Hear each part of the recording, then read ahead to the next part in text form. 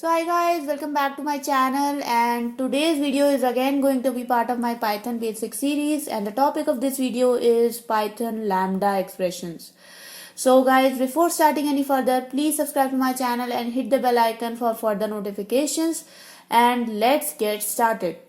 So guys, as I told you that the topic of today's video is Python lambda. So first we want to understand why we use lambda functions and what are lambda functions as well. So basically, lambda functions are used whenever we want to declare some function and we want to use it only for a short period of time. So if you have followed my Python functions video, you know how we want to how can we declare a function. Okay, so basically you use def keyword and you write my func or your function name, and then blah blah blah, you can just write anything inside your function. Okay, so the advantage of using a function is you want to write reusable code, which is great. Right now you declare a function anywhere else and then you can use it anywhere else. But if I have a very huge program and I'm using a function only at one or two places, then it doesn't make sense to create a function itself. At that point of time, it is beneficial if you use something called as lambda.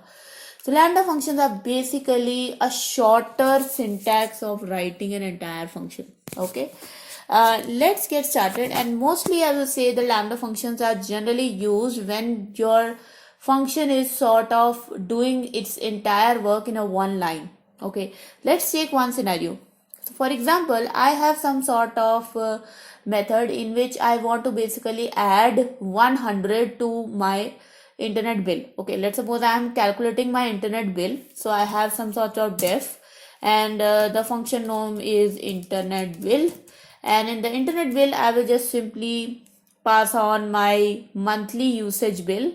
So for example, I am passing some sort of usage cost, and then what this internet bill function will return me, it will basically provide me usage cost plus service cost, and my service cost is, let's suppose, 200. Okay, now I will just take this function and I will call it, and let's suppose my usage cost was 50. Okay, so you see that I got an internet bill of 250. Now you see that here my function is a very short function. There is only one line of code here which is just adding two things together. Now with the help of lambda, what I can do is I can convert this function into a lambda expression, and then I can easily use it and then discard it. So I don't have to create this entire function. Let's see how. So for example, I create some sort of lambda expression and I call it like add cost. Okay, and this add cost lambda expression will simply take lambda and then your usage cost, and whatever will be the usage cost, it will simply add 200 to it and it will return it. Now if I use this lambda expression, and how can you call a lambda expression? So the best thing is that you call a lambda expression exactly like you call a normal function. So this is my argument and I have to pass my argument here. So here also I will pass something called as 50, just like I passed in this function. And now you will see that I have got my result exactly same like that I was getting through my proper function, which is 250. So I hope guys you now know how we can use lambda and how it is similar to functions and how we can declare it and what are the advantages.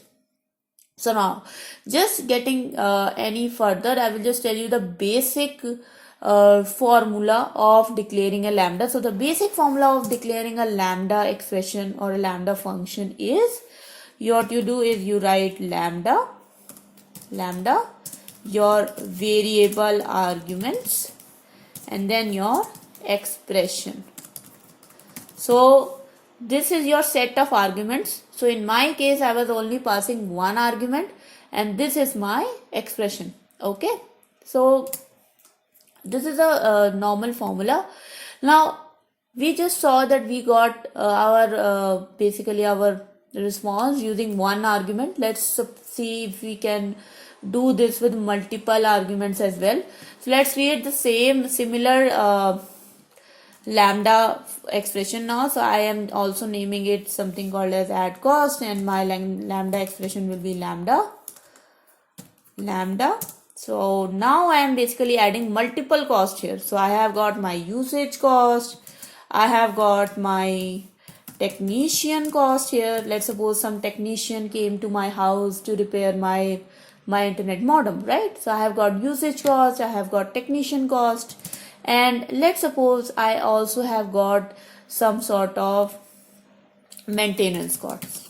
Okay, maintenance cost. So pardon my spelling here. And what will be the result of this? So the result of this will be usage cost plus technician cost and plus maintenance cost, and let's say add 200 also with it, which is my monthly administration cost.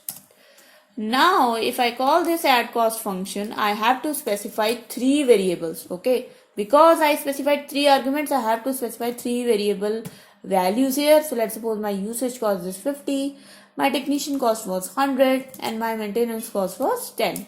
So now you see that this lambda expression added all 3 arguments along with 200 and gave us the result. If I call this function with lesser number of arguments than we have specified, then you will see that we have got an error, missing one required positional argument. So you see that we will get the exact same error like we were getting while calling Python functions. So if you are calling a Python function with lesser number of arguments than the argument specified in it, then you will get an error. Okay, you can also create a function and then write lambda expression inside that function. Okay, so let's suppose my requirement is that I want to create a function called as power. Okay, let's suppose I want to create a function which will just take the number, and then it will return to me some lambda expression which will give us the power of that number. Okay, so if I create a power function, I will just write here power, and let's create like def power here, and this def power will take the number of power. So let's suppose I want to create a cube, then this number will be 3. If I want to have a square, then this number will be 2, right? And what I'm returning here? I'm returning here some lambda expression which will take a value, an integer value a, and what it will return to me? It will return to me a power to that number. Okay, now I want to create a cube function. I created a cube function here, and how can I create this cube function? Just by passing 3 into this power. So now this cube is my function, and this cube will return to me times 3, like 3 power, third power of any number. For example, if I just call here cube 2, so this will return me 2 to the power 3. You see, we got 8. Now if I create a same function, if I can now use the same power function to actually get square of a number. So now I will just take square power 2. Now if I use square and I pass here, let's suppose 2. So now I have got 4, which is 2 to the power 2. Okay, so guys, this is how you can use lambda functions. This is how you can declare them. These are the advantages. I hope all of this is clear to you. So this was a very short video about Python lambda. I hope you guys enjoyed it, and if you have, then please subscribe to my channel, like this video, and hit the bell icon for further notification as well. Till then, stay at home, stay safe, and thank you so much everyone. Bye bye.